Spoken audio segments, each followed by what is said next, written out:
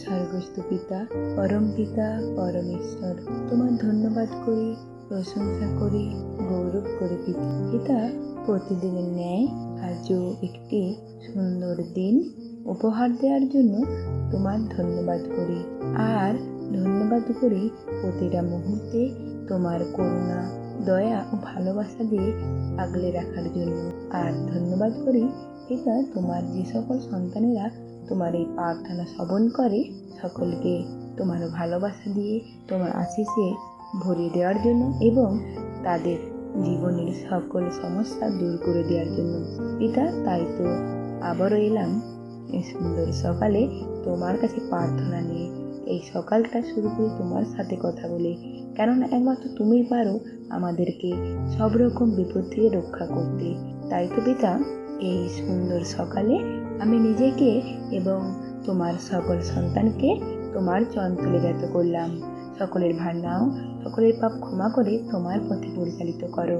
আর পিতাগো, যারা এই প্রার্থনা শ্রবণ করবে সকলকে তোমার আশিসে ভরিয়ে তোলো। আর সকলের জীবনের সকল দুঃখ কষ্ট, জীবনে যা কিছু সমস্যা তুমি জানো পিতা, তারা যে বিশ্বাসী প্রার্থনা শ্রবণ করবে সকলের জীবন থেকে দূর করে দিও পিতা। সেই ভার তোমার উপর তুলে দিলাম। এই প্রার্থনা আমার প্রভু যিশুর নাম হইতে চাইলাম। আমি বিশ্বাস করি পিতা, তুমি তো প্রতিটা মুহূর্তে আমাদের সঙ্গে সঙ্গে আছো, কেননা একমাত্র তুমি প্রভু যিশুর মাধ্যমে আমাদেরকে তোমার সন্তান হওয়ার অধিকার দিয়েছো।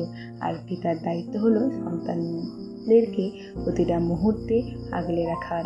এই প্রার্থনা আমার প্রভু যিশুর নামে তোমার চরণতলে জ্ঞাত করলাম। এই প্রার্থনা প্রভু যিশুর নাম হইতে চাইলাম, আমিন। এবার আসা যাক বাক্যে। প্রথম যোহন 4:19-21 পদ। আমরা প্রেম করি কারণ তিনিই প্রথমে আমাদের প্রেম করেছেন। কেউ যদি বলে আমি ঈশ্বরকে প্রেম করি অথচ তার ভাই বোনকে ঘৃণা করে, সে মিথ্যেবাদী। যে ভাই বা বোনকে সে দেখতে পায় তাকে যদি সে প্রেম না করে, তাহলে যে ঈশ্বরকে সে দেখেনি তাকে সে প্রেম করতে পারে না। তিনি আমাদের এই আদেশ দিয়েছেন, ঈশ্বরকে যে প্রেম করে সে তার ভাই বোনকেও প্রেম করে। আমিন। পিতা, তোমার সন্তানদের জন্য বিশেষ প্রার্থনা রয়েছে।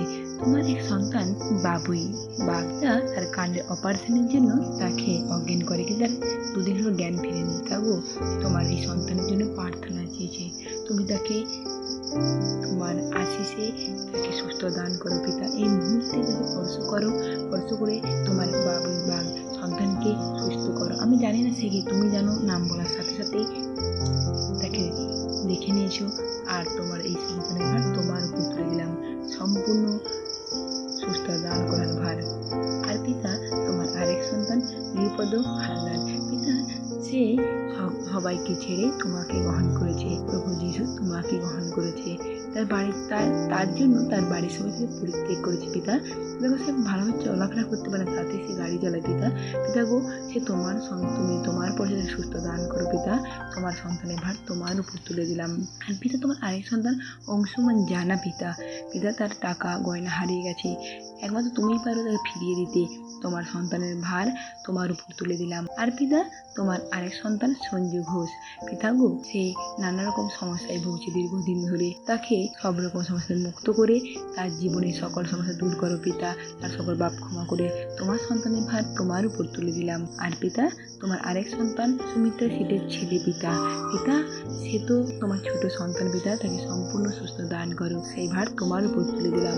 আমি বিশেষ করে পিতা সকল সন্তান ভার নিলে তাকে স্পর্শ করে সুস্থ দান করলে পিতা। এই প্রার্থনা তোমার যিশুর নাম হইতে চাইলাম। এই প্রার্থনা আমার প্রভু যিশুর নাম হইতে চাইলাম পিতা, আমিন।